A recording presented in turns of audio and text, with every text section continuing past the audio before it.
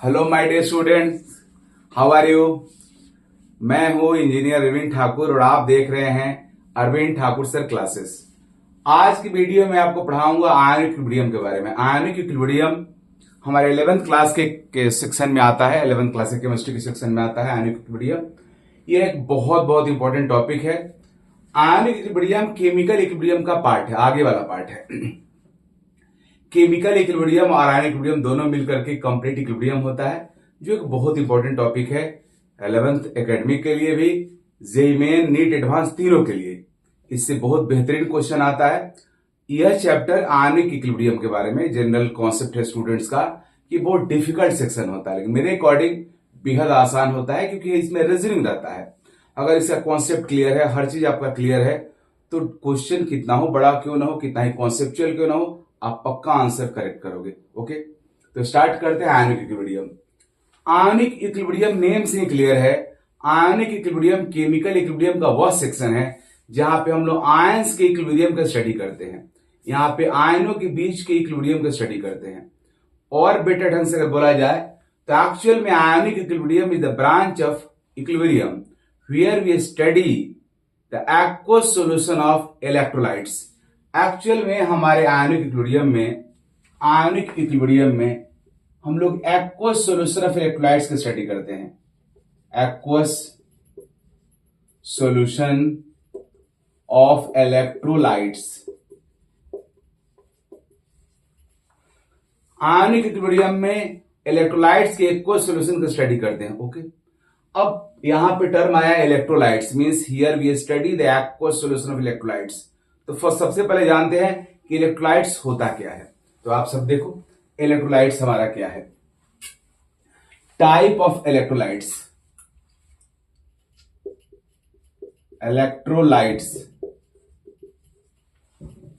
Electrolytes हम लोग उस सब्सटेंस को बोलते हैं जिसके एक्वस सॉल्यूशन से इलेक्ट्रिसिटी फ्लो कर सकता है। इलेक्ट्रोलाइट्स के एक्वस सॉल्यूशन से इलेक्ट्रिसिटी फ्लो कर सकता है, या इलेक्ट्रोलाइट्स के मोल्टेन फॉर्म से भी इलेक्ट्रिसिटी पास कर सकता है। तो इलेक्ट्रोलाइट्स वह सब्सटेंस है जिसके एक्वस सॉल्यूशन से इलेक्ट्रिसिटी पास कर सकता है। इलेक्ट्रोलाइट्स का दो ब्रॉड कैटेगरी है, दो टाइप है। पहला टाइप होता है स्ट्रॉन्ग इलेक्ट्रोलाइट्स,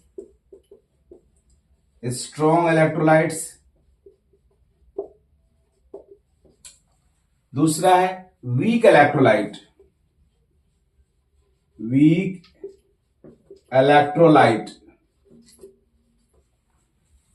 स्ट्रॉन्ग इलेक्ट्रोलाइट उसको बोलते हैं जिसको जैसे वाटर में डालते ही 100% डिसोसिएट होता है। Means strong electrolytes 100% dissociates.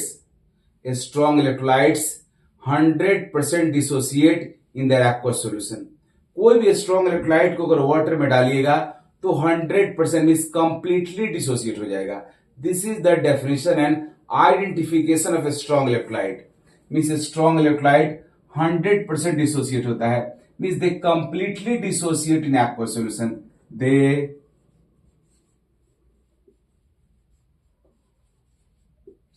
completely dissociate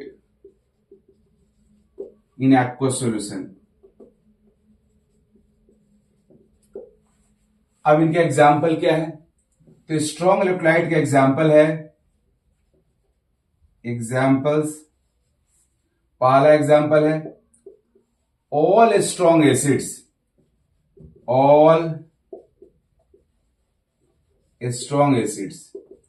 जितने भी स्ट्रॉन्ग एसिड्स हैं सब के सब हमारे स्ट्रॉन्ग इलेक्ट्रोलाइट्स होता है। स्ट्रॉन्ग एसिड्स क्या होता है मैं आपको आगे पढ़ाऊंगा। दूसरा एग्जाम्पल है ऑल स्ट्रॉन्ग बेसिस। जितने भी स्ट्रॉन्ग बेसिस हैं सब के सब हमारे स्ट्रॉन्ग इलेक्ट्रोलाइट्स होता है। ये बेसिस क्या होते हैं और स्ट्रॉन्ग बेस क्या होता है, everything will be discussed in later. मैं आपको आगे पढ़ाऊंगा एसिड बेस थ्योरी, वहां बताऊंगा कि एसिड क्या होता है, बेस क्या होता है, फिर स्ट्रॉन्ग एसिड किसको बोलते हैं, वीक एसिड किसको बोलते हैं, स्ट्रॉन्ग बेस किसको बोलते हैं, वीक बेस किसको बोलते हैं, सब मैं बताऊंगा। तीसरा है हमारा salts. Strong acid, strong base, salts, ये तीनों हमारे स्ट्रॉन्ग इलेक्ट्रोलाइट का एग्जाम्पल होता है, राइट। अब स्ट्रॉन्ग एसिड, वीक एसिड, ये सब क्या होता है तो मैं डिटेल में आपको आगे पढ़ाऊंगा।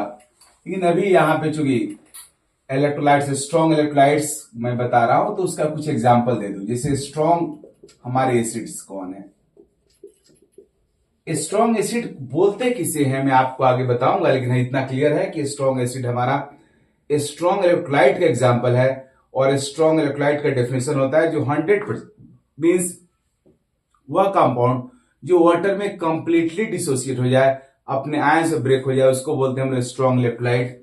तो स्ट्रॉन्ग इलेक्ट्रोलाइट का ही एग्जांपल स्ट्रॉन्ग एसिड है।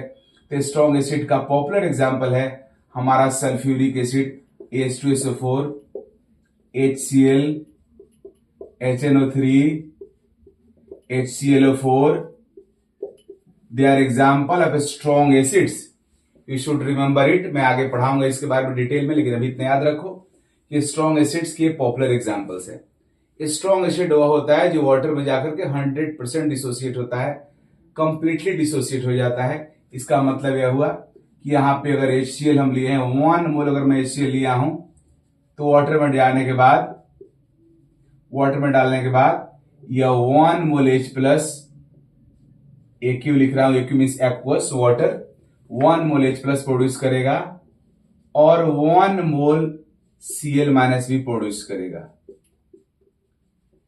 This is the criteria of strong acid. Strong acid वह होता है जो वाटर में जाकर के 100% डिसोसिएट हो जाता है अपने आयंस में। यही हमारा स्ट्रॉन्ग इलेक्ट्रोलाइट भी होता है। स्ट्रॉन्ग इलेक्ट्रोलाइट वह है जो वाटर में 100% डिसोसिएट होता है। अब स्ट्रॉन्ग बेस का एग्जांपल मैं दे दूं। स्ट्रॉन्ग बेस जो हमारे स्ट्रॉन्ग इलेक्ट्रोलाइट्स है, स्ट्रॉन्ग बेसिस, ये भी स्ट्रॉन्ग इलेक्ट्रोलाइट के एग्जांपल है। स्ट्रॉन्ग बेस उसको बोलते हैं जो वाटर में जाकर के 100% डिसोसिएट होता है।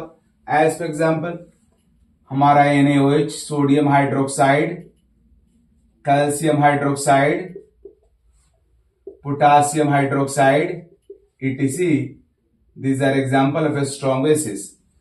इसका स्ट्रॉन्ग बेस का मीनिंग हुआ कि इनको भी वाटर में डालोगे तो 100% डिसोसिएट होगा। Sodium hydroxide, sodium plus and OH minus में ब्रेक होता है। अगर इसका आप 1 मोल लोगे वाटर में डालोगे तो वाटर में जाकर के यह 1 मोल Na प्लस प्रोड्यूस करेगा एंड 1 मोल OH माइनस भी प्रोड्यूस करेगा, because sodium hydroxide is a strong base which completely dissociates in aqueous solution. Okay.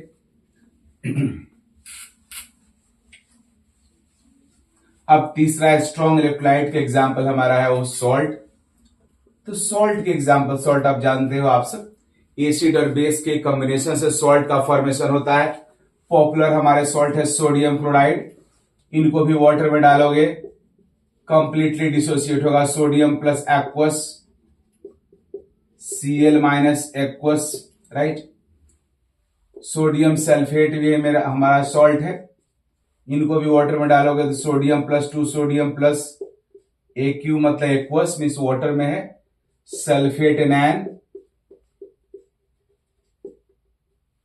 इस तरीका से हमारा जो इतने भी सॉल्ट्स हैं वाटर में कंप्लीटली डिसोसिएट होते हैं, इसलिए सॉल्ट भी हमारे स्ट्रॉन्ग इलेक्ट्रोलाइट का ही एग्जांपल है। अब वीक इलेक्ट्रोलाइट क्या होता है?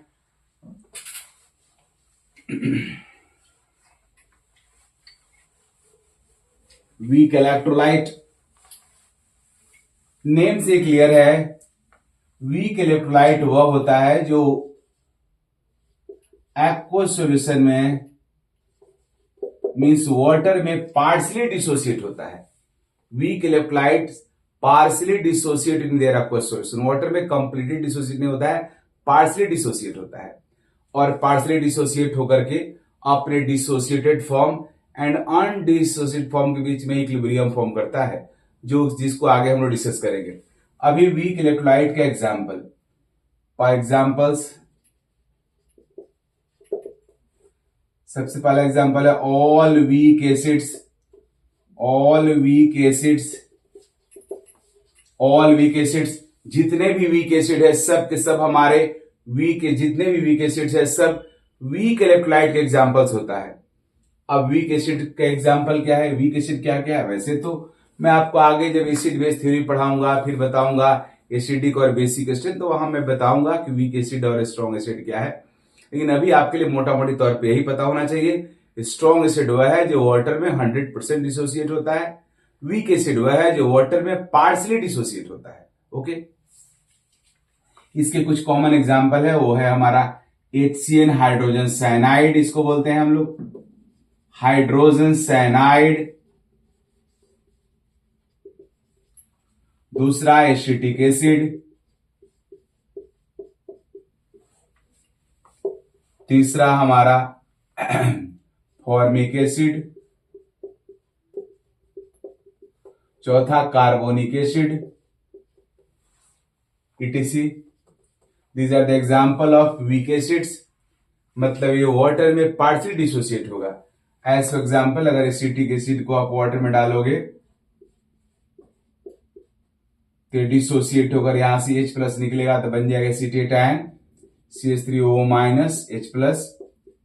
It is the partially dissociate होता है, कंप्लीटली नहीं। जैसे मान लो अगर 1 मोल एसिटिक एसिड लोगे तो पूरा का पूरा 1 मोल ब्रेक नहीं होगा, हो सकता है 0.2 मोल ब्रेक हो, बाद बाकी 0.8 मोल ऐसे ही रह जाएगा अनडिसोसिएटेड।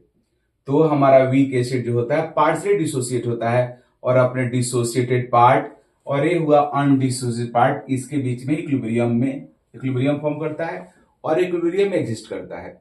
इसी को मैं आगे आपको पढ़ाऊंगा।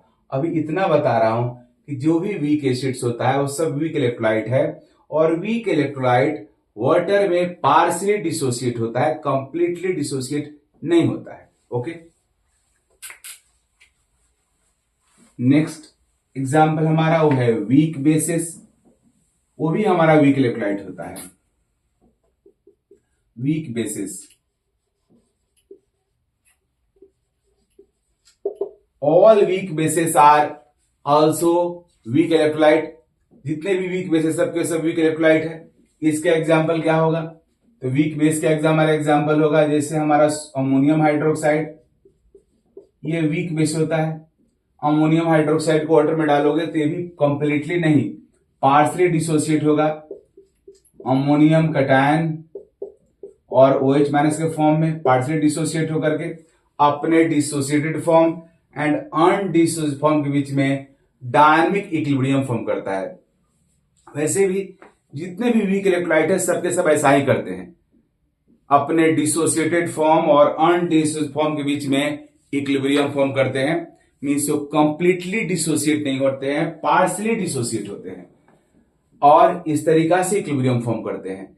इसी को हम लोग आगे डिटेल में पढ़ेंगे इस चैप्टर में, लेकिन अभी मैं बेसिक आइडिया दे रहा हूं कि वीक एसिड वीक बेस क्या है। वीक एसिड वीक बेस दोनों ही हमारा वीक इलेक्ट्रोलाइट है, दोनों पार्शियली डिसोसिएट होता है एक्वस सॉल्यूशन में। तो यह था इलेक्ट्रोलाइट्स। तो आपको समझ में क्लियरली आ गया कि आयनिक इक्विलिब्रियम का वह पार्ट है जहां पे हम लोग एक्वस सॉल्यूशन ऑफ इलेक्ट्रोलाइट्स का स्टडी करते हैं। मींस इलेक्ट्रोलाइट्स के एक्वस सॉल्यूशन का स्टडी करते थे। क्लियर सी बात हो गई। इलेक्ट्रोलाइट क्या है वो जानना जरूरी था, मैं बता दिया। अब इलेक्ट्रोलाइट में आपने देखा कि ये strong acid strong base, weak acid weak base electrolytes होता है और सॉल्ट होता है। सॉल्ट एसिड बेस से ही बनता है। तो क्लियर हो गया, हमें पहले एसिड बेस का कॉन्सेप्ट क्लियर होना चाहिए, उसके बाद ही हम लोग आयोनिक इक्विलिब्रियम के स्टडी कर सकते हैं। चलिए शुरू करते हैं acid base theory. Acid base theory.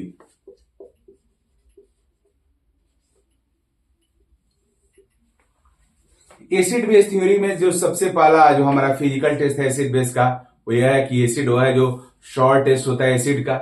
Acid का टेस्ट कैसा होता है जी? एसिड हमारा शॉर होता है, मीन्स खट्टा होता है टेस्ट। एसिड का टेस्ट और होता है। बेस का टेस्ट कैसा होता है? बीटर होता है, मीन्स एसिड खट्टा होता है, बेस तीखा होता है। दोनों में से कोई भी टेस्टी नहीं होता, अच्छा नहीं होता है। टेस्टी क्या होता है जी? सॉल्ट। जो एसिड और बेस के मिलने से बनता है सॉल्ट, वो काफी टेस्टी होता है। तभी तो हम लोग सभी सॉल्टी, जितना भी हमारा स्नैक्स है सबके सब सॉल्टी होता है। कुरकुरे हो, चिप्स हो, फ्रेंच फ्राइज हो, जो भी हो सबके सब सॉल्टी होता है, अच्छा लगता है। लेकिन एसिड बेस में से किसी का भी टेस्ट अच्छा नहीं होता है। तो ये हुआ टेस्ट की बेसिस पे एसिड बेस का आइडेंटिफिकेशन। उसके बाद होता है हमारा लिटमस टेस्ट, लिटमस पेपर। जो लिटमस पेपर को, लिटमस सॉल्यूशन को जो ब्लू कर दो बेस, पेपर और सॉल्यूशन को जो ब्लू कर दो बेस, ब्लू करने वाले को बेस बोलते हैं, याद रखना आसान है, बी से ब्लू, बी से बेस। लिटमस पेपर को जो रेड बना दे वो एसिड। तो इस तरीका से हम डायरेक्ट याद रखते हैं, लिटमस पेपर को, लिटमस सॉल्यूशन को जो ब्लू करे वो बेस, तो जो रेड करेगा वो एसिड हो गया। तो इस तरीका से यह हमारा फिजिकल टेस्ट है एसिड बेस का। लेकिन हमें एसिड बेस का फिजिकल टेस्ट नहीं, थ्योरेटिकल टेस्ट यहाँ पढ़ना है। मीन्स थ्योरी हम लोग पढ़ने जा रहे हैं, एसिड बेस होता क्या है। तो एसिड बेस का सबसे पहला थ्योरी अर्हेनियस ने दिया। अर्हेनियस एसिड बेस थ्योरी।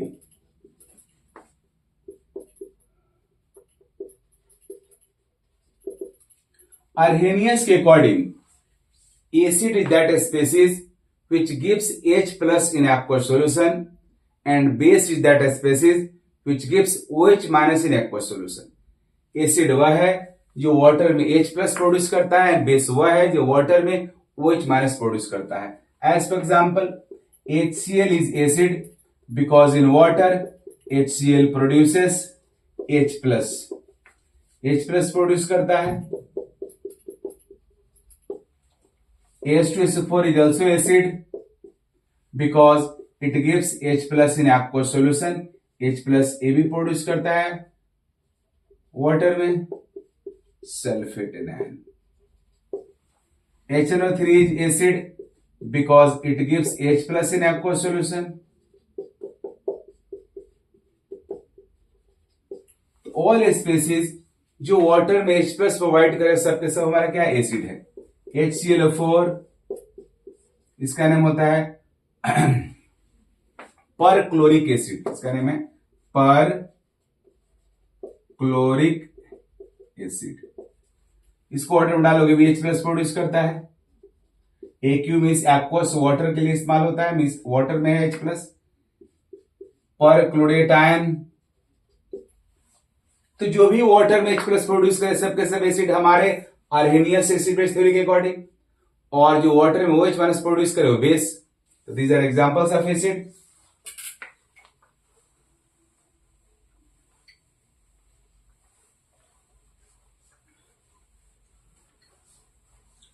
अब bases sodium hydroxide NaOH, water में डालोगे Na plus and OH minus produce करता है। तो जो वाटर में OH माइनस प्रोड्यूस करे वो बेस, इसलिए हमारा NaOH बेस हुआ। KOH पोटासियम हाइड्रोक्साइड को वाटर में डालोगे, this will also produce K plus and OH minus, so it is also base. Calcium hydroxide को अगर आप वाटर में डालोगे, ये भी calcium 2 plus and 2OH minus produce करे, ये भी हमारा बेस। अगर आप अमोनियम हाइड्रोक्साइड को वाटर में डालोगे, ये भी प्रोड्यूस करेगा ammonium cation OH minus, means OH minus ये भी प्रोड्यूस करे, सो भी बेस हुआ। तो बेस वह है जो वाटर में OH माइनस प्रोड्यूस करे, एसिड वह है जो वाटर में H प्लस प्रोड्यूस करे। यह है अर्हेनियस एसिड बेस थ्योरी। बट इस थ्योरी का सबसे बड़ा डिमेरिट और लिमिटेशन यह है कि दुनिया में कई सारे ऐसे स्पेसीज थे, मीन्स मोलेकुल थे, जिनका कैरेक्टर एसिड और बेस जैसा था, बट उनके पास H और OH नहीं था, मीन्स वाटर में OH प्लस और OH माइनस रिलीज नहीं करते थे।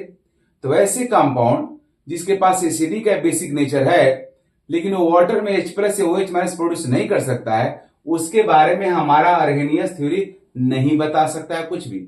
सो this is limitation of acid base theory, Arrhenius acid base theory. इसलिए दुनिया में कई सारे ऐसे कंपाउंड थे, जैसे हमारा CO2 है, CO2 के पास एसिडिक नेचर होता है, लेकिन इसके एसिडिक नेचर को acid base theory means Arrhenius theory explain नहीं कर सकता है।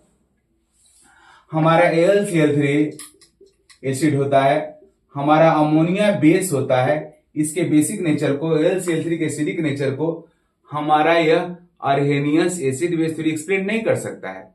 इसलिए हमें एक और न्यू थ्योरी का रिक्वायरमेंट है, जो और ऐसे कंपाउंड्स जिनके पास एसिडिक और बेसिक नेचर तो है, बट H प्लस और OH माइनस प्रोड्यूस करने का कैपेबिलिटी नहीं है, उनके नेचर को एक्सप्लेन कर सके।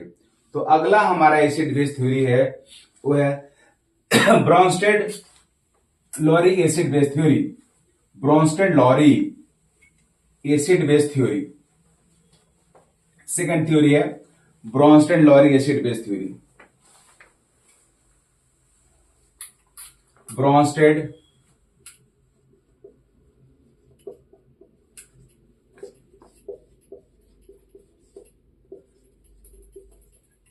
Conjugate acid base theory, Bronsted Lowry conjugate acid base theory. दूसरा थ्योरी आया ब्रोंस्टेड लॉरी का। यह थ्योरी क्या बोलता है आप सुनो। इस थ्योरी के अकॉर्डिंग एसिड वह है जो H प्लस डोनेट करे, मीन्स H प्लस और प्रोटोन डोनेट। H प्लस को हम लोग प्रोटोन बोलते हैं, H प्लस को प्रोटोन बोलते हैं। Why? Because hydrogen atom has one atomic number, means it has one electron and one proton, इसलिए हाइड्रोजन एटम हमारा न्यूट्रल है। लेकिन जब हाइड्रोजन एटम का वन इलेक्ट्रॉन रिमूव कर लोगे तो वन इलेक्ट्रॉन रिमूव करने के बाद हाइड्रोजन एटम के पास ओनली प्रोटोन बचेगा, इसलिए H प्लस को हम लोग क्या बोलते हैं, प्रोटोन बोलते हैं। तो Bronsted Lowry acid base theory के according acid is that species which gives proton और H प्लस। एसिड वह होता है जो H प्लस देता है, and base is that species which accept H plus. Means acid वह है जो H प्लस देता है और बेस वह है जो H प्लस देता है। मीन्स H प्लस देने वाला एसिड और H प्लस लेने वाला बेस। देखिए हमारा HCl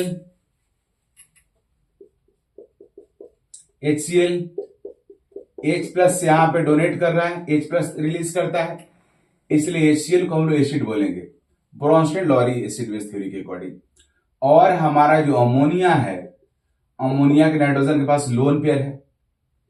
अब H प्लस अगर इसके पास आएगा अमोनिया के पास, तो आप सब पढ़े हो केमिकल बॉन्डिंग में कि अगर किसी एक एटम के पास लोन पेयर है, दूसरे के पास पॉजिटिव चार्ज है, तो उन दोनों के बीच में कोऑर्डिनेट बॉन्ड का फॉर्मेशन हो सकता है।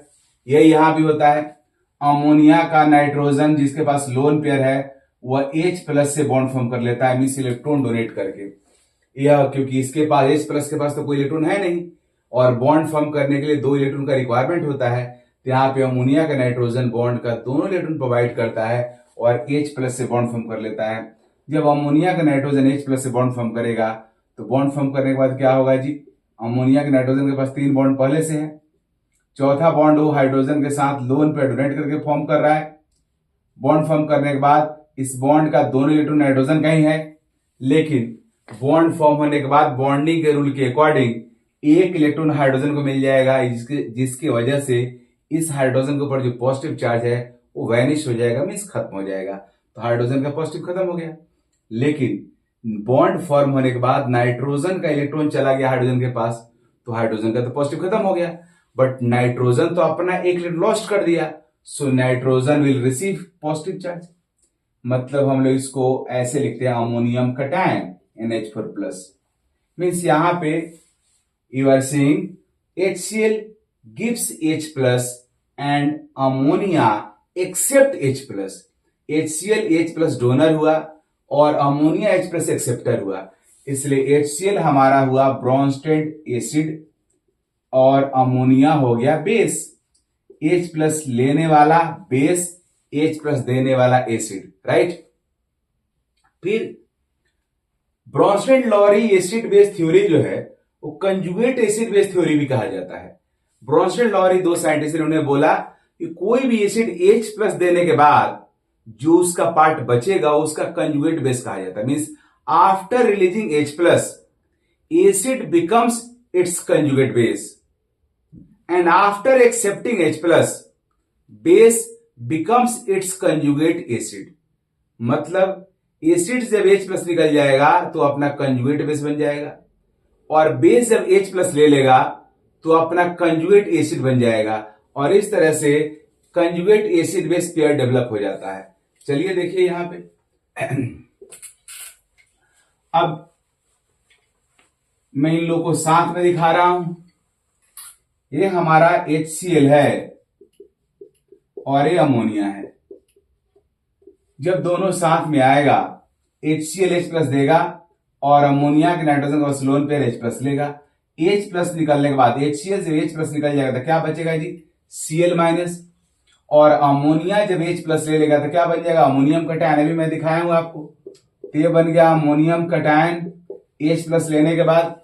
और HCl से जब H प्लस निकल जाएगा, H प्लस निकलने का मीनिंग क्या हुआ, बॉन्ड का बोथ इलेक्ट्रॉन क्लोरीन के पास चला जाएगा, हाइड्रोजन H प्लस बन के बाहर निकल जाएगा, तो क्लोरीन पे क्या आ जाएगा, निगेटिव।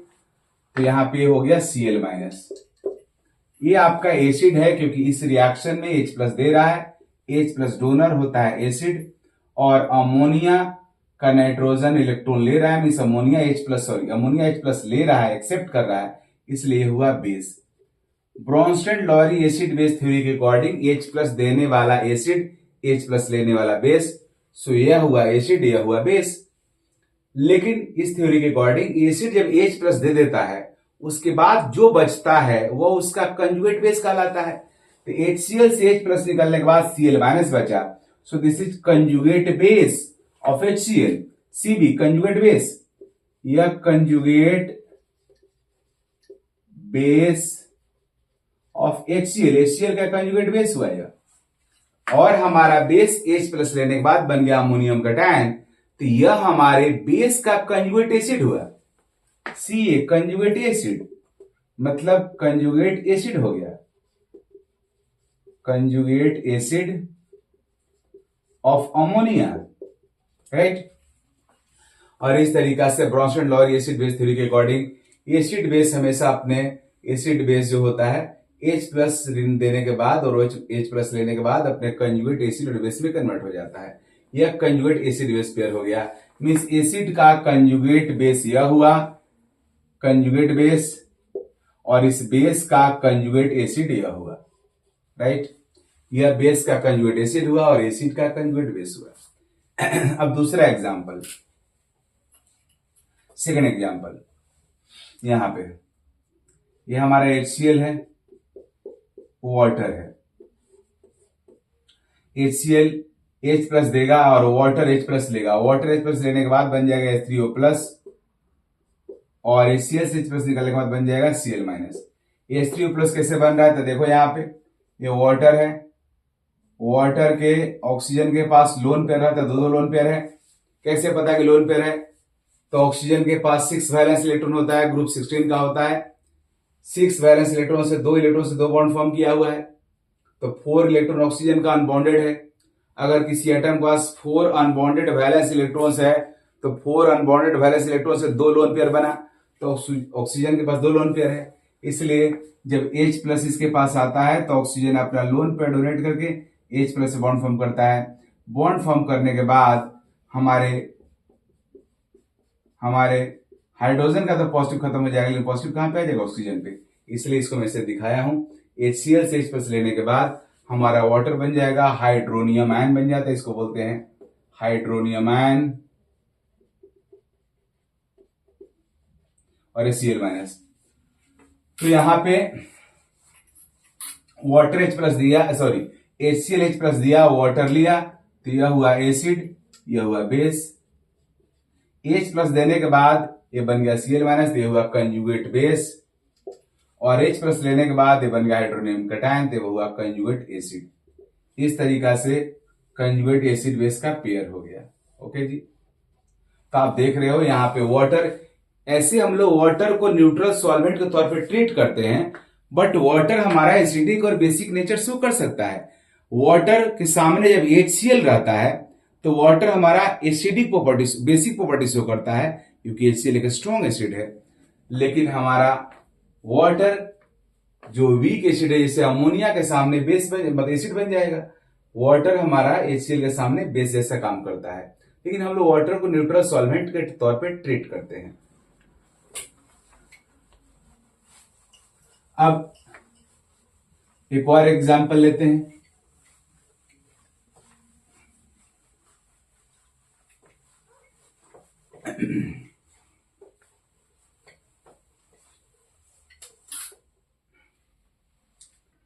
हमारा अमोनिया, वाटर। अभी आपने देखा कि वाटर HCl के प्रेजेंस में बेस जैसा बिहेव करता है, लेकिन वाटर अमोनिया के प्रेजेंस में एसिड जैसा बिहेव करेगा, क्योंकि वाटर का H प्लस ले लेगा अमोनिया यहाँ पे, और अमोनिया H प्लस लेने के बाद बन जाता है अमोनियम कटायन, और वाटर से H प्लस निकलने के बाद बन जाएगा OH माइनस। इसको हम बोलते हैं हाइड्रोक्सिल आयन, और यह हुआ अमोनियम कटायन।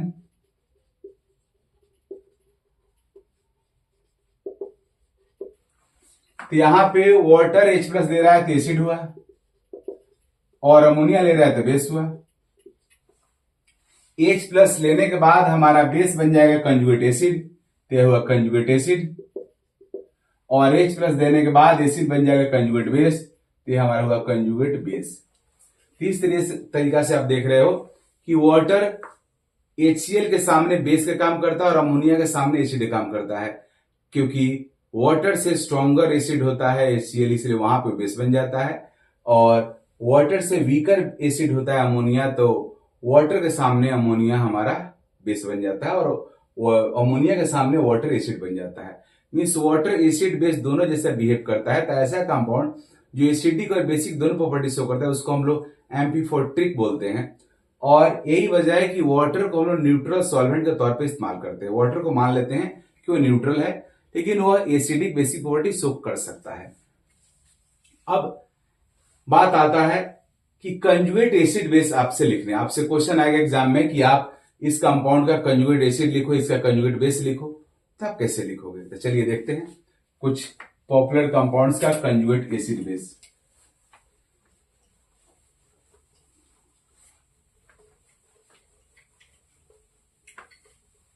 देखो जैसे हमारा वाटर है,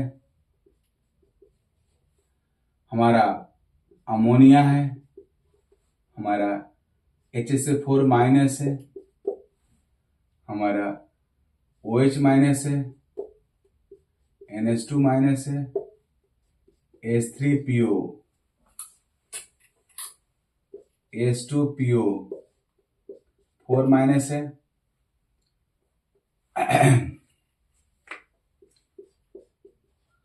हमारा एसीटेट आयन है। इस सब का हमें कंजुगेट एसिड बेस पेयर लिखना है। तो इसका ये हमारा इसका कंजुगेट एसिड हम लिख रहे हैं इधर, और इधर कंजुगेट बेस लिखना है। तो देखो जी, कंजुगेट एसिड लिखने का मतलब हुआ H प्लस निकालो, किसी कंपाउंड से H प्लस रिमूव करने के बाद जो आएगा उसका कंजुगेट बेस होगा। H प्लस निकालने के बाद जो आएगा कंजुगेट बेस होगा। तो वाटर से H प्लस निकालो, तो वाटर से H प्लस निकालोगे तो क्या बचेगा? ये वाटर हमारा है, यहां से H प्लस निकल जाएगा। H प्लस निकलने का मीनिंग हुआ ये हाइड्रोजन का इलेक्ट्रॉन भी ऑक्सीजन के पास आ गया। जब H प्लस बाहर निकलेगा तो क्या बचेगा? OH माइनस बचेगा।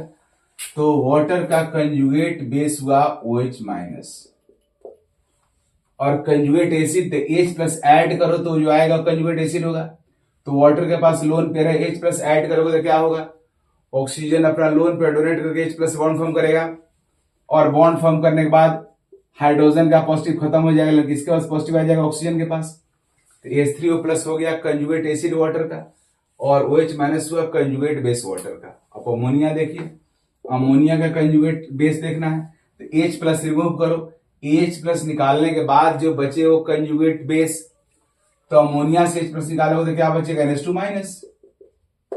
यहां भी सेम कहानी, अमोनिया के नाइट्रोजन के पास 3 हाइड्रोजन है, अगर एक हाइड्रोजन को आप H प्लस के फॉर्म में बाहर निकाल लो, मतलब H प्लस बाहर निकलने का मतलब हुआ कि हाइड्रोजन का इलेक्ट्रॉन भी नाइट्रोजन के पास आ जाएगा। तो किसी एटम के पास एक्स्ट्रा इलेक्ट्रॉन आने से उस पर क्या आ जाएगा? Negative charge.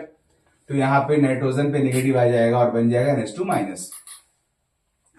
अब कंजुगेट एसिड लिखना है तो H प्लस ऐड करो, अमोनिया में H प्लस ऐड करोगे तो क्या हो जाएगा? अमोनियम कटायन हो जाएगा, राइट। अब आइए HCl4 माइनस, इससे H प्लस और निकालोगे तो पहले से एक निगेटिव है, एक और निगेटिव हो जाएगा, मीन्स सल्फेट आयन बन जाएगा। इसमें एक H प्लस ऐड करोगे तो क्या हो जाएगा? सल्फ्यूरिक एसिड हो जाएगा।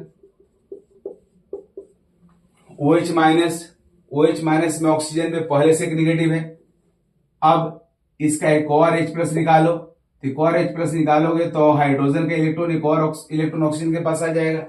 ऑक्सीजन के पास पहले से एक निगेटिव है, लेकिन एक और इलेक्ट्रॉन हाइड्रोजन का आने से इसके पास 2 निगेटिव हो जाएगा और हमारा OH का कंजुगेट बेस हो जाएगा O2 माइनस। अब OH माइनस का कंजुगेट एसिड क्या होगा, तो H प्लस इसमें ऐड कर दो, OH माइनस में H प्लस ऐड करोगे तो वाटर हो जाएगा। NH2 माइनस का कंजुगेट बेस, पहले से इसके पास एक निगेटिव चार्ज है। अब एक और हाइड्रोजन H प्लस के फॉर्म में निकालो, फिर H प्लस के फॉर्म में हाइड्रोजन निकलेगा तो हाइड्रोजन का इलेक्ट्रॉन भी नाइट्रोजन के पास आ जाएगा, मीन्स इस नाइट्रोजन के पास 2 निगेटिव हो जाएगा, मीन्स ये हो गया NH2 minus, sorry NH2 minus इसका कंजुगेट बेस। कंजुगेट एसिड क्या होगा, तो NH2 माइनस में H प्लस ऐड करो, NH3 हो जाएगा। H2PO4 माइनस, इसमें इसका एक और H प्लस निकालो तो हो जाएगा HPO4 2 माइनस, इसमें H प्लस ऐड कर दो तो हो जाएगा H3PO4। एसिटेट आयन है, इससे एक और H प्लस निकालो, अब निकल नहीं सकता है क्योंकि इसके पास एसिडिक हाइड्रोजन एक ही था, कार्बन वाला हाइड्रोजन एसिडिक हाइड्रोजन होता नहीं है, इसलिए इसका कोई कंजुगेट बेस नहीं बन सकता है। हाँ, कंजुगेट एसिड इसका बनेगा और वो हो जाएगा CH3COOH। ओके जी, तो इस तरीका से कंजुगेट एसिड बेस हम लोगों ने लिख दिया किसी भी कंपाउंड का, आप राइट कर सकते हो, लिख सकते हो। ओके, अब इस acid base means Bronsted Lowry acid base theory आने के बाद बहुत सारे कंपाउंड का एसिडिक और बेसिक नेचर एक्सप्लेन हो गया, लेकिन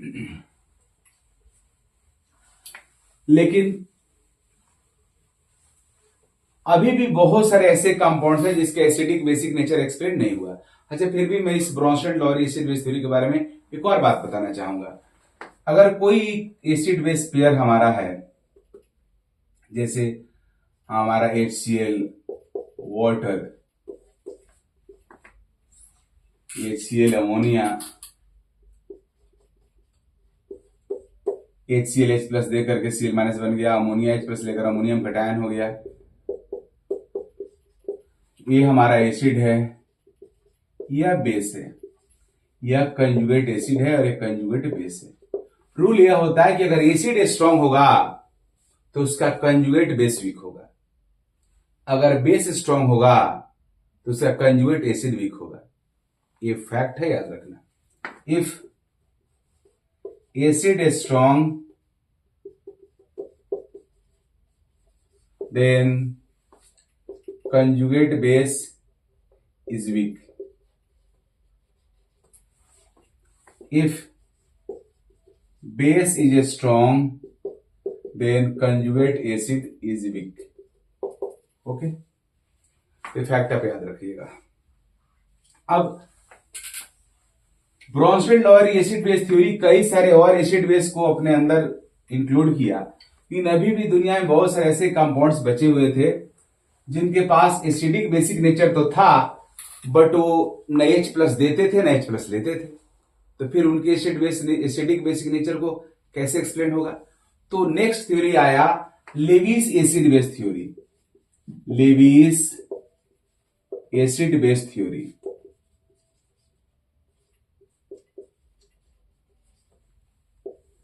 लेविस के अकॉर्डिंग जो स्पेसीज लोन पेयर में से इलेक्ट्रॉन पेयर एक्सेप्ट करता है वो एसिड है, और जो लोन पेयर और इलेक्ट्रॉन पेयर डोनेट करता है वो बेस है। मींस इनके अकॉर्डिंग एसिड वह होता है जो इलेक्ट्रॉन पेयर और लोन पेयर एक्सेप्टर होता है। इलेक्ट्रॉन पेयर और लोन पेयर एक्सेप्टर। एसिड हमारा electron pair lone pair acceptor होता है, एंड बेस इलेक्ट्रॉन पेयर और लोन पेयर डोनर होता है। ओके जी, means electron pair lone pair देने वाला बेस और इलेक्ट्रॉन पेयर लोन पेयर लेने वाला एसिड, अब थ्योरी डेफिनेशन तो हो गया, अब एग्जाम्पल देखते हैं। लेविस एसिड का एग्जाम्पल्स ऑफ लेविस एसिड।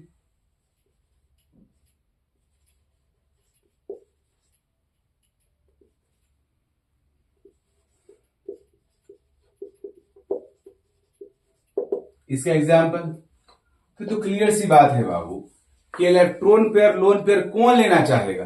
जिसके पास कोई कमी होगी, जिसके पास भी इलेक्ट्रॉन पेयर और लोन पेयर की कमी होगी वही लेना चाहेगा। तो सबसे पहला एग्जांपल है जनरली पॉजिटिवली चार्ज स्पेसीज, जिसके ऊपर पॉजिटिव चार्ज है वो सब के सब लेविस एसिड होता है। Generally positively charge species are Lewis acid. positively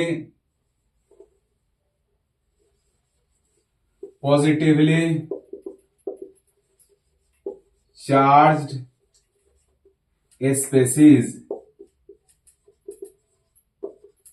are Lewis acid as H plus X plus CH3 plus Hg2 plus copper 2 plus Ag plus etc। दूसरा एग्जाम्पल, अगर कोई स्पीसीज न्यूट्रल है लेकिन अगर इलेक्ट्रॉन डिफिशियंट है तो भी हमारा लेविस एसिड होगा। दूसरा example, neutral electron deficient molecules are also Lewis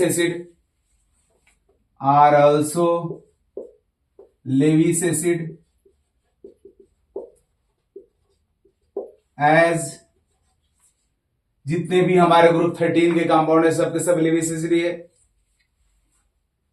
BH3 BCl3 BF3 BBr3 Bi3 LCl3 right, जितने भी है सब, या BCl2 ETC सब के सब हमारे जितना भी इलेक्ट्रॉन डिफिशिएंट है सब के सब लेविस एसिड होता है।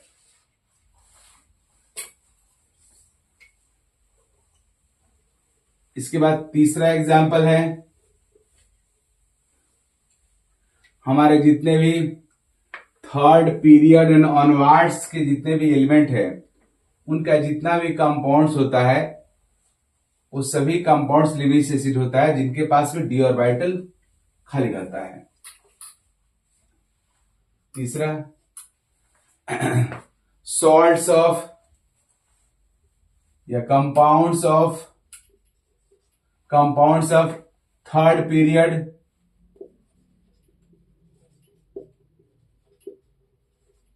and onwards compounds of third period and onwards element also behave as Lewis acid because they have incompletely filled d orbital, because they have incompletely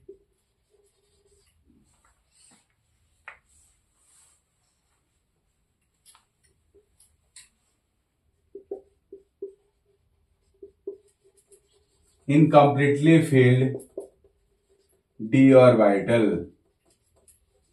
as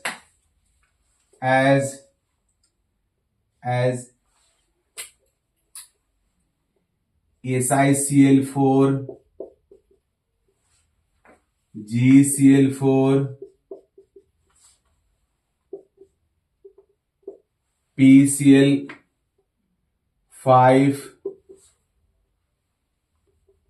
PCl5,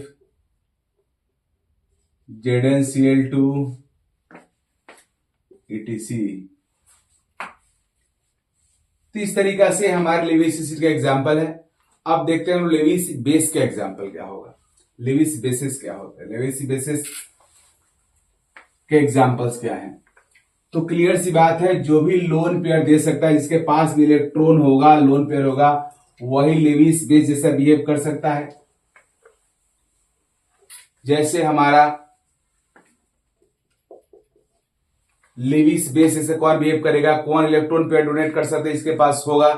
means generally negatively charge species behave as Lewis base.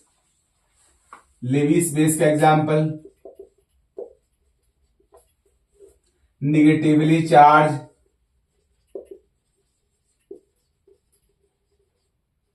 species behave as Lewis base as H minus CH3 minus Cl minus Br minus I minus F minus OH minus NH2 minus OCH3 minus etc। Right, सबके सब Lewis base है, इसके सबके पास negative charge है, सबके पास lone pair है, सब lone pair donate कर सकता है। दूसरा एग्जांपल है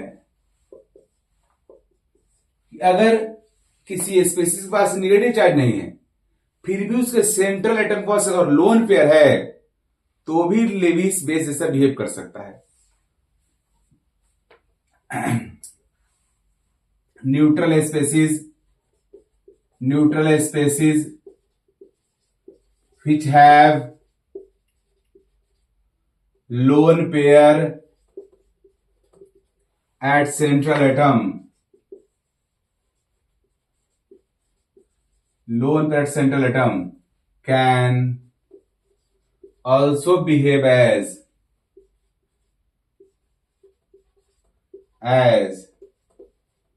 Lewis base। as example NH3,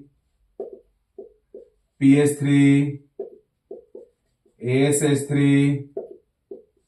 SBH3, H2O, H2S etc। Right, तो ये हमारे लेविस बेस हुआ।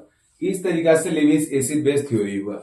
अब ये थ्योरी आने के बावजूद भी अभी भी एक कितने ऐसे कंपाउंड्स है दुनिया में जिनके पास एसिडिक और बेसिक नेचर तो है, लेकिन वह किसी थ्योरी में नहीं आ रहा। Means no directly lone pair लेते देते हैं, नो डायरेक्टली H+ लेते देते हैं, नो डायरेक्टली H+ और OH- रिलीज करते हैं। जैसे हमारा CO2 है, CO2 एसिड होता है, लेकिन डायरेक्टली ऐसा कोई काम नहीं करता जो अब तक तीनों थ्योरी पढ़े हो। हमारा कैल्शियम ऑक्साइड बेस होता है, बेसिक नेचर होता है, फिर भी ये तीनों में से कोई काम डायरेक्टली नहीं करता है, न H+ देता है, न OH+ देता है, न इलेक्ट्रॉन पेयर डोनेट करता है। तो फिर इन लोगों के एसिडिक और बेसिक नेचर को एक्सप्लेन करने के लिए फिर न्यू थ्योरी आया, और न्यू एसिड बेस थ्योरी जो है उसको सुनो क्या बोलता है।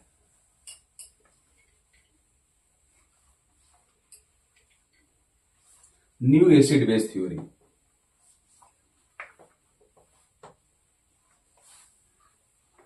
अगला एसिड बेस थ्योरी है लक्स फ्लड कॉन्सेप्ट। लक्स वही लक्स जो लक्स साबुन से नहाते हो, अब फ्लड वही फ्लड जो बाढ़ होता है, जो साबुन लगाने के बाद बाढ़ करते हो पानी का। Lux Flood concept, Lux Flood acid base concept.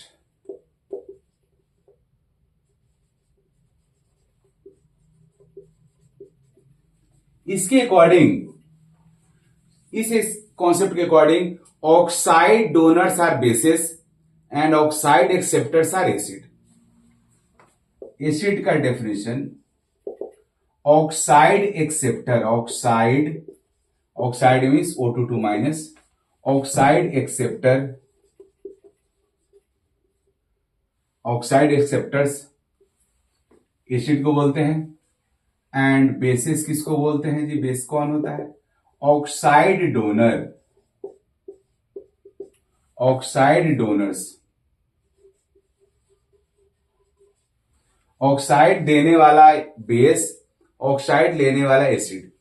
इसी थ्योरी के बाद जितने भी हमारे नॉन मेटल के ऑक्साइड होते हैं उसके पास एसिडिक नेचर होता है, उसको एक्सप्लेन लक्स फ्लड कॉन्सेप्ट ही करता है। जितने भी हमारे मेटल के ऑक्साइड्स होते हैं उनके पास बेसिक नेचर होता है, उसके बेसिक नेचर को भी यही थ्योरी एक्सप्लेन करता है। जस्ट लेट अस सी। कैल्शियम ऑक्साइड, और ये हमारा है, ये कैल्शियम ऑक्साइड हुआ, ये हमारा हुआ silica, SiO2, silicon oxide. Silicon non metal है इसलिए इसके पास एसिडिक नेचर, एसिड होता है, और ये बेस होता है। हम लोग पहले से पता है। देखो क्या होता है, दोनों को जब रिएक्ट कराओगे तो देखो क्या बन जाएगा, calcium silicate, SiCaSiO3, calcium silicate. यह हुआ कैल्शियम ऑक्साइड, यह हुआ सिलिका, यह हुआ कैल्शियम ऑक्साइड, इसको लाइम बोलते हैं। क्या हुआ जी? कैल्शियम के पास यहां पे एक ऑक्सीजन है और सिलिकॉन ऑक्साइड के पास दो है। अब देख लो, सिलिकॉन के पास कितना ऑक्साइड हो गया? 3 हो गया। मतलब कैल्शियम अपना एक ऑक्साइड किसको दे दिया? सिलिका को, इसको दे दिया, SiO2 को दे दिया। इसलिए ऑक्सीजन दे दिया कौन? Calcium oxide. ये अपना ऑक्सीजन इसको दे दिया, तभी तो इसके पास देख लो 3 ऑक्सीजन हो गया। सिलिकॉन के साथ 3 ऑक्सीजन आ गया, कैल्शियम के पास एक भी ऑक्सीजन नहीं है। मतलब कैल्शियम ऑक्साइड यहाँ पे oxide means oxygen atom donate कर रहा है, इसलिए ये ऑक्साइड डोनर हुआ, मतलब बेस हो गया। सिलिका ऑक्साइड ले रहा है इसलिए एसिड हो गया, राइट। दूसरा एग्जांपल,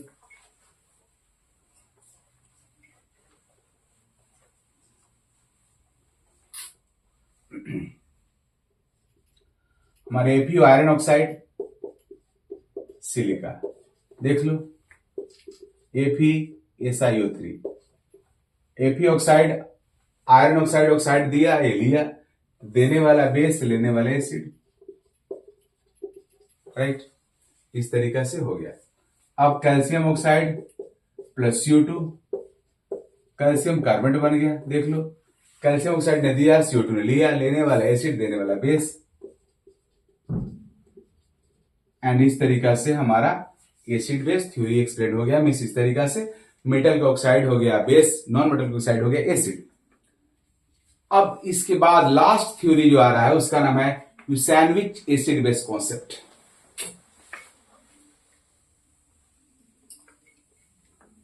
यूसैनविच एसिड बेस कॉन्सेप्ट।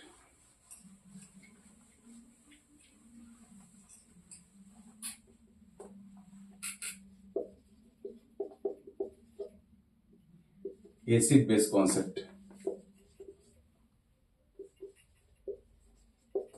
देखो जी, यह कॉन्सेप्ट सभी एसिड बेस थ्योरी को मिला दिया। इस कॉन्सेप्ट के अकॉर्डिंग एसिड वह है जो H+ दे, लोन पेयर ले, ऑक्साइड ले, एंड बेस वह है जो OH- दे, H+ ले, लोन पेयर दे, ऑक्साइड दे। मींस ये सभी एसिड बेस थ्योरी को क्या कर दिया? कनेक्ट कर दिया। इनके अकॉर्डिंग एसिड वह होता है जो H+ डोनर हो, H+ डोनर, साथ में H+ donor, electron pair, and oxide acceptor, oxide acceptor. Acid वह होता है जो H+ डोनर होता है और ऑक्साइड और लोन पेयर एक्सेप्टर होता है। बेस कौन होता है? Base OH- donor, H+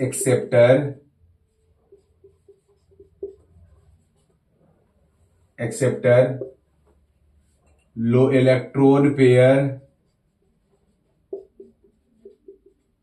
and oxide donor होता है, राइट। तो क्लियर हो गया। यह थ्योरी सभी एसिड बेस थ्योरी को कनेक्ट कर दिया। इसी वजह से जितने भी एसिड बेस थ्योरी है सब स्टिल रिलेवेंट है। मतलब यहां पे कोई एक एसिड बेस थ्योरी दूसरे को कंट्राडिक्ट नहीं करता है। ये सिंगल ऐसा दुनिया में एसिड बेस थ्योरी है जो न्यू थ्योरी आने के बाद ओल्डर थ्योरी डिस्कार्ड नहीं हुआ। मींस अभी के टाइम में सभी एसिड बेस थ्योरी करेक्ट है। इसका मतलब यह हुआ कि अगर कोई कंपाउंड अर्हेनियस एसिड बेस थ्योरी के अकॉर्डिंग एसिड है तो वह ब्रोंस्टन लॉरी के अकॉर्डिंग भी एसिड ही होगा, वो लेविस के अकॉर्डिंग भी एसिड ही होगा, और वह हमारे वो हमारे लक्स फ्लड के अकॉर्डिंग भी एसिड होगा। मींस यहां पे कोई एक थ्योरी दूसरे थ्योरी को कंट्राडिक्ट नहीं करता है, इसलिए all acid base theory still correct है। और इस तरीका से हमारा एसिड बेस थ्योरी है, राइट। इस एसिड बेस थ्योरी के बेसिस पे हम लोग किसी भी एसिड बेस को आइडेंटिफाई कर सकते हैं। पियर्सन नाम के साइंटिस्ट ने, मैं आप सबको तो एसिड बेस थ्योरी पढ़ा दिया, अब पियर्सन नाम के साइंटिस्ट ने एक और कॉन्सेप्ट इंट्रोड्यूस किया, वो hard and soft acid base का। Pearson concept of hard and soft acid bases, जिसको हम शॉर्ट में HSAB बोलते हैं, hard soft acid base. Pearson के अकॉर्डिंग हार्ड एसिड वह होता है जिसके पास हाई चार्ज डेंसिटी होता है, इसका साइज स्मॉल होता है। स्मॉल साइज के जितने भी हमारे कटायन होते हैं उस सबको हम लोग हार्ड एसिड बोलते हैं। As for example they have a small size and high charge density, जैसे H+ है, सोडियम प्लस है, Cr3+ है। जितने भी हमारे ग्रुप 1 ग्रुप 2 के मेटल्स होते हैं उनके जो कटायन होते हैं वो लोग जनरली हमारा हार्ड एसिड की कैटेगरी में आते हैं। H+, सोडियम प्लस सब हार्ड एसिड होता है। सॉफ्ट और हार्ड बेसिस, सॉफ्ट एसिड क्या होता है? ये तो हार्ड एसिड हो गया। सॉफ्ट एसिड किसको बोलेंगे? तो सॉफ्ट एसिड वह होता है जिसका साइज बड़ा होता है, जिसका चार्ज डेंसिटी कम होता है, क्योंकि जिसका साइज बड़ा होगा डेफिनेटली उनका चार्ज डेंसिटी क्या कम होगा। तो जितने भी हमारे ट्रांजिशन मेटल्स, डी ब्लॉक के मेटल्स हैं, उनका जो कटायन होता है वो जनरली सॉफ्ट एसिड कहा जाता है, क्योंकि उनका साइज बड़ा होता है। साइज बड़ा होने की वजह से उनका चार्ज डेंसिटी क्या रहता है? लो रहता है। तो स्मॉल साइज के जितने भी हमारे कटायंस होते हैं वो हार्ड एसिड होते हैं, और बिगर साइज के जितने भी कटायन होते हैं वो हमारे सॉफ्ट एसिड्स होते हैं। चार्ज डेंसिटी का फॉर्मूला होता है charge by size. Charge density is equal to होता है चार्ज बाई साइज, राइट। इसका साइज बड़ा होगा वो भी हमारा सॉफ्ट एसिड हो जाएगा, जिसका चार्ज कम होगा वो भी सॉफ्ट एसिड हो जाएगा। तो सॉफ्ट एसिड हमारा वो है जिसका साइज बड़ा होता है। तो बड़े साइज के मींस ट्रांजिशन मेटल्स के और डी ब्लॉक मेटल्स के जितने भी कटायन होते हैं वो हमारे सॉफ्ट एसिड होते हैं, और ग्रुप 1 ग्रुप 2 एंड ग्रुप 3 सब 4 का जो भी, और या 3D सीरीज का जो कटायन हो जिसपे बड़ा बड़ा चार्ज रहता है वो भी हमारा हार्ड एसिड होता है। हार्ड एसिड का चार्ज डेंसिटी ज्यादा होता है, सॉफ्ट एसिड का चार्ज डेंसिटी कम होता है। अब हार्ड एंड सॉफ्ट बेस देखते हैं क्या होता है। हार्ड एसिड सॉफ्ट एसिड का बहुत ज्यादा वैल्यू नहीं है, but hard base soft base का बहुत वैल्यू है।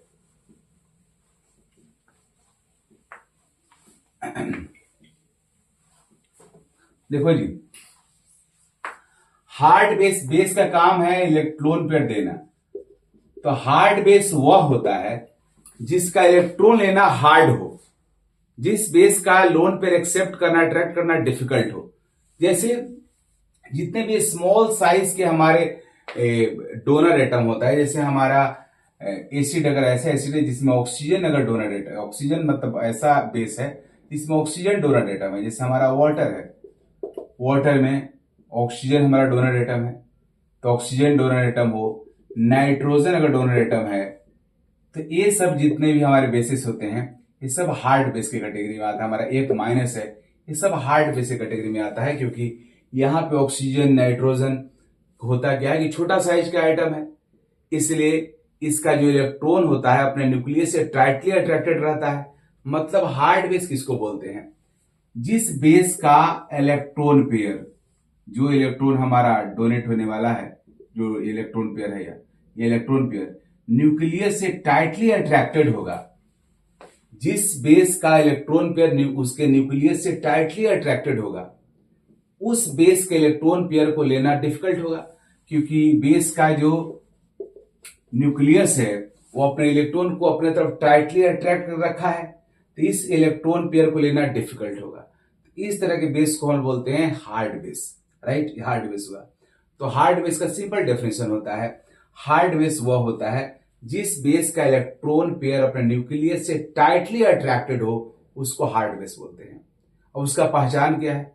तो जितने भी स्मॉल साइज के डोनर एटम हैं, जैसे हमारा ऑक्सीजन है, नाइट्रोजन है, फ्लोरीन है, या ये लोग अगर डोनर अगर एटम है तो ये लोग हार्ड बेस होता है, क्योंकि इनका साइज छोटा होता है, इसलिए इनका इलेक्ट्रॉन पेयर इनके न्यूक्लियस के काफी करीब रहता है, और इस वजह से ये अपने इलेक्ट्रॉन पेयर को काफी अपने न्यूक्लियस की तरफ अट्रैक्ट करके रखते हैं, इसलिए इनके इलेक्ट्रॉन को लेना डिफिकल्ट होता है।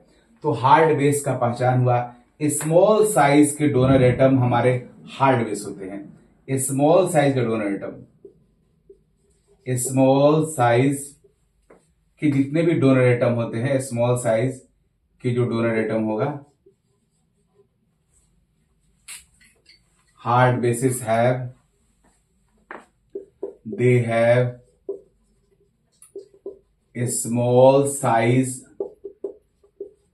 donor atoms like oxygen, nitrogen, fluorine, etc. Right. अब सॉफ्ट बेस किसको बोलेंगे? नेम से क्लियर है। हार्ड बेस वह हुआ जिसके इलेक्ट्रॉन को अट्रैक्ट करना, जिसके इलेक्ट्रॉन पेयर को लेना हार्ड हो। तो सॉफ्ट बेस वह हुआ जिसके इलेक्ट्रॉन को लेना क्या हो? आसान हो। तो किसके इलेक्ट्रॉन लेना इजी होगा? तो जिस एटम का साइज बड़ा होगा। अगर बेस का साइज बड़ा होगा तो उसका इलेक्ट्रॉन उसके न्यूक्लियस से काफी दूर होगा, उसके इलेक्ट्रॉन पेयर पे, उसके लोन पेयर पे न्यूक्लियस का फोर्स ऑफ अट्रैक्शन कम होगा, तो उस इलेक्ट्रॉन को निकालना आसान होगा। जैसे देखो यहां पे सॉफ्ट बेस,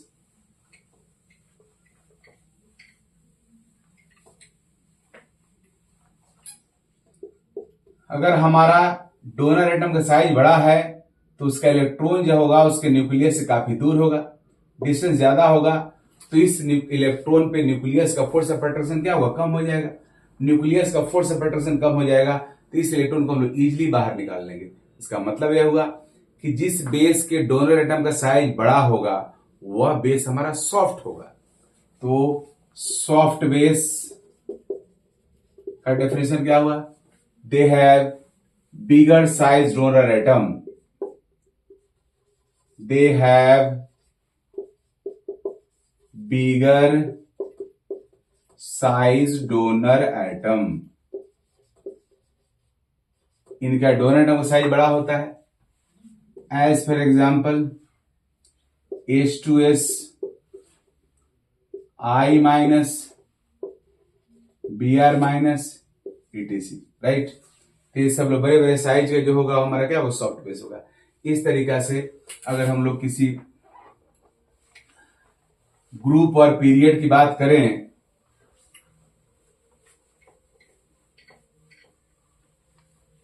तो किसी भी पीरियड में अगर आप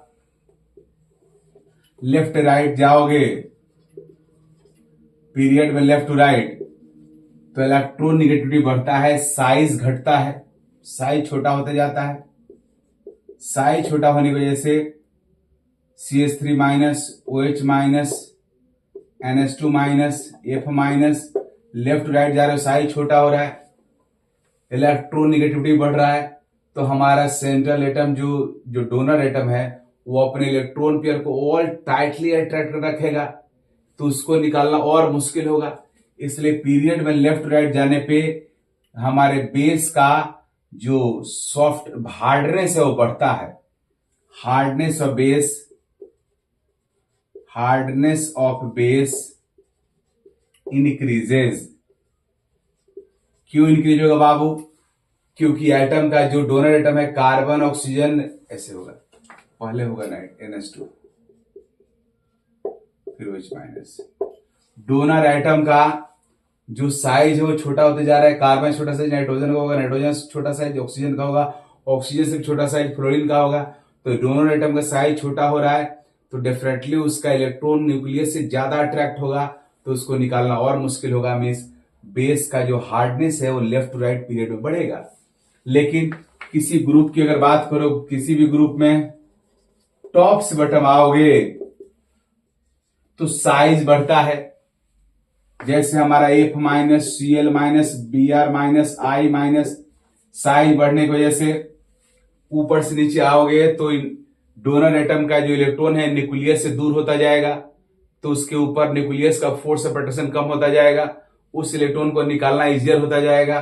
तो ऊपर से नीचे हम लोग आएंगे तो बेस का सॉफ्टनेस बढ़ेगा, softness of basis increases, right. तो इस तरीका से एसिड बेस थ्योरी था। एसिड बेस थ्योरी कंप्लीट हो गई इस वीडियो में। अगले वीडियो में आपको बताऊंगा कि इलेक्ट्रोलाइट्स आपको सॉल्यूशन में जाकर क्या करता है। Okay, thank you.